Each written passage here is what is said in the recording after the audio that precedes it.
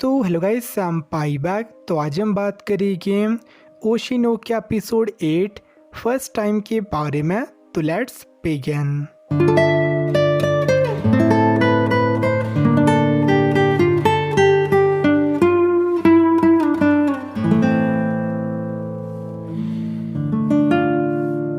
तो last episode में हमें अकान करें पता चलता है कि अकानी लाला एथलेटिक स्टार परफॉर्मर है जो अपने रोल्स को थॉरली प्रिपेयर करती थी और उस सभी रोल्स को एक परफॉर्मेंस के साथ में एक्ट करती है। और भले उसकी पर्सनैलिटी रियलिटी शो में शाइन करने के लिए सूटेड नहीं थी, बट एज एन एक्ट्रेस वो एक जीनियस थी। और अब अकानी आई तरह एक्ट कर रही थी जिस देख के एक्वा भी शॉक हो जाता है। और जो बाकी कास्ट मेंबर्स थी वो भी सब चीज़ देख के बहुत ज़्यादा सरप्राइज थी एज अकानी डिफरेंटली एक्ट कर रही थी। और अकानी भी सभी को इंक्लूडिंग स्टाफ एंड कास्ट को अपनी एक्टिंग से अट्रैक्ट कर रही थी जैसा आई क्या करती थी। और एक्वा भी उसके अराउंड स्ट्रेंजली एक्ट कर रहा था एज वो अकानी की सही बातों को मान रहा था क्योंकि अकानी आई को कम्प्लीटली इमिटेट कर रही थी। और ये सब चीज़ देख के सभी को लग रहा था कि एक्वा अकानी के लिए सीरियस था और अकानी को भी समझ नहीं आ रहा था उसे क्या करना चाहिए। बट अगर एक्वा से प्रपोज करता है तो अकानी एक्सेप्ट करने को तैयार थी और यूकी और मैमचो उसे मोटिवेट कर रही थी। और वहीं पे काना इस शो से फेड अप होके इसे देखना क्विट कर देती है। और रूबी को अकानी को देख के आई की याद आ जाती है। और दूसरी ओर एक्वा सोच रहा था कि वो आई के बारे में कुछ भी नहीं जानता और ना ही वो आई को सही से समझ पाया था। और उसे ये तक पता नहीं था कि उसके लिए आई क्या थी। और नेक्स्ट दिन काना स्कूल जा रही थी जहाँ पे सभी लोग लव नाउ के बारे में बात कर रहे थे कि कैसे लेटली एक्वा और अकानी एक अच्छी कपल लग रही थी। और ऑब्वियसली इससे अकाना जलस फील कर रही थी।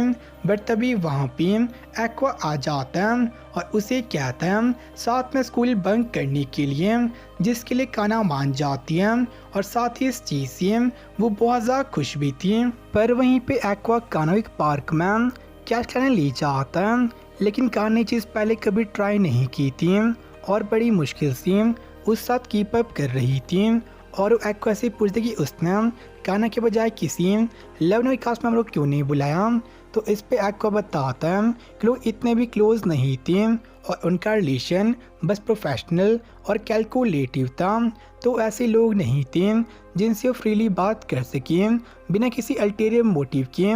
और बस काना ऐसी पर्सन थी जिससे वो फ्रीली बात कर सकता है। और सुन के काना बहुत ज़्यादा खुश हो जाती हैं और एक्वा से पूछते कि उसे किस तरह की लड़कियाँ पसंद थी। बट वहीं पे एक्वा समझ गया था कि जो फिज़िकल डेवलपमेंट थी उसका लोगों की सोच पे भी एक बहुत बड़ा इन्फ्लुएंस होता है। ऐसे जैसे वो बड़ा हो रहा था वो अपने आसपास के लोगों से वेरी हो रहा था। और साथ ही जो उसका माइंड था वो उसकी बॉडी और इन्वायरमेंट के लिए सूट करने का ट्राई कर रहा था। और जो उसके और एक्वा के माइंड के बीच का डिफरेंस या फिर बाउंड्री थी वो भी धीरे धीरे वैनिश हो रही थी। लेकिन काना को लग रहा था कि एक्वा को 8th ग्रेड सिंड्रोम था। बट एक्वा अकॉर्डिंग वो एक हाई स्कूलर था तो वो लड़कियों को लव इंटरेस्ट के रूप में देखता था और उसे अपने से बड़ी लड़कियां पसंद थी। तो काना भी उससे 1 साल बड़ी थी, बट साथ में अकानी भी उससे 1 साल बड़ी थी। तो इससे काना कंफ्यूज हो जाती है। और काना से बात करते करते एक्वा समझ गया था कि उसकी फीलिंग थी अकानी के प्रति वो प्यार की नहीं थी और वो काना के लिए बहुत ज़्यादा थैंकफुल था एज उससे की वजह से वो अपनी फीलिंग को सॉर्ट आउट कर पाया था एज वो बस अकानी में आई की घोस्ट को देख रहा था। और नेक्स्ट दिन उनका शूट रिस्टार्ट होता है जहाँ पे अकानी एक्वा के लिए बहुत ज़्यादा थैंकफुल थी एज जो उसने उसे आइडिया दिया था कैरेक्टर प्ले करने का उसने अकानी की बहुत हेल्प की थी और इसकी वजह से वो पॉपुलर भी हो गई थी। और इस पे एक्वा से पूछा कि उसने आई के करेक्टर को इतना परफेक्टली प्ले करना कैसे मैनेज किया, तो उसे अकाने बताते कि उसने बहुत सी रिसर्च की थी और साथ में चीज़ों को खुद इंटरप्रेट किया था। और अकानी अपनी रिसर्च और assumption से आई की पर्सनैलिटी, बैकग्राउंड, टैलेंट को फिगर आउट कर चुकी थी और उसे पता लग गया था कि आई का सीक्रेट में बच्चे भी थे और उसने ये तक फिगर आउट कर लिया था कि आई की लाइफ कैसी थी और उसे किन लड़कों में इंटरेस्ट था। तो आई के बारे में लिटरली सब कुछ पता कर चुकी थी, जो सुन के एक्वा भी शॉक हो जाता है। बट इससे एक बात क्लियर थी कि एक्वा से कहीं ज़्यादा अकाने आई को समझती थी, जिस वजह से उसे इमिटेट कर पाई थी। और इसके बाद लव नाउ की लास्ट शूट हो रही थी, जहाँ पे नोबुयुकी को प्रपोज कर दी था, बट वो उसे टर्न डाउन कर दी थी और मैम चोबी कैंको को रिजेक्ट कर दी थी। और वहीं पे एक्वा सोच रहा था कि जो पूरा शो था यहाँ पे सभी रिश्ते प्रोफेशनल थे, तो जब ये एंड हो जाएगा तो सभी एक दूसरे को फिर से नहीं मिलेगी, लेकिन अकानी को जा नहीं देना चाहता एज उसे यूज़ कर सकता है। तो ये सोच के अकाने को किस कर दी था, जिस पे सभी शौक थे बट साथ में उन्हें सपोर्ट भी कर रहे थे। और अब एक्वा और अकानी शो की ऑफिशियल कपल बन गई थी। बट ये देख के काना बहुत ज़्यादा दुखी हो जाती है।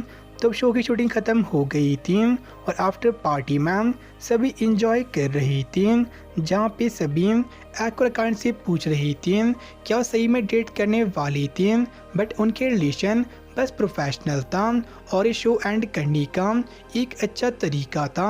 और डायरेक्टर भी बताता है कि अब से स्टाफ इन्वॉल्व नहीं होगा, तो उन्हें डिसाइड करना था कि इस चीज़ को वो कंटिन्यू करते हैं या फिर वो ब्रेकअप कर देंगे। एज ए शो में जो कपल्स थे उनमें से कुछ तो मैरिज कर लेते हैं, बट वहीं पे कुछ अपना रिलेशन कंटिन्यू करते हैं बस कुछ ही टाइम तक अपीयरेंस दिखाने के लिए, बट उसके बाद में ब्रेकअप कर देते हैं। और वो उन्हें एडवाइस कर रहा था कि वो शो बिजनेस में कैसे सरवाइव कर सकते हैं। और वहीं पे एक्वा कुबुरागी से मिलता है, तो कुबुरागी के काम से बहुत सेटिस्फाइड था, लेकिन एक्वा ने अकाने को बचाने के लिए रॉफडी को रिलीज़ किया था, जो करना मना था और साथ में टैबू भी। तो लोग सोच रही थी स्ट्रॉबेरी प्रोडक्शन से कंपनसेशन मांगने का, लेकिन एक्वा प्लान बिल्कुल थॉरो था। एज कॉन्टैक्ट में लिखा था कि कास्ट मेंबर्स ऑफिशियल अकाउंट से वीडियो अपलोड कर सकते हैं, जो उसने किया था। तो लोग स्ट्रॉबेरी प्रोडक्शन से कंपनसेशन क्लेम नहीं कर सकती और कुबुरागी एक्वा को एक हफ्ते मिलने बुलाता है आई की इन्फॉर्मेशन लेने के लिए। और वहीं पे अकाने एक्वा से पूछते कि उनका फ्यूचर क्या था, तो एक्वा अकॉर्डिंग उन्हें कुछ समय तक कपल बन के रहना पड़ेगा, बट ये रिश्ता वर्क रिलेटेड या फिर प्रोफेशनल होगा। और भले अकाने उसकी लव इंटरेस्ट नहीं थी, बट एज एन एक्ट्रेस वो उसमें इंटरेस्टेड था, जो सुन के अकानी बहुत ज़्यादा खुश हो जाती है एज वो भी अपने काम को टॉप प्रायोरिटी मानती थी।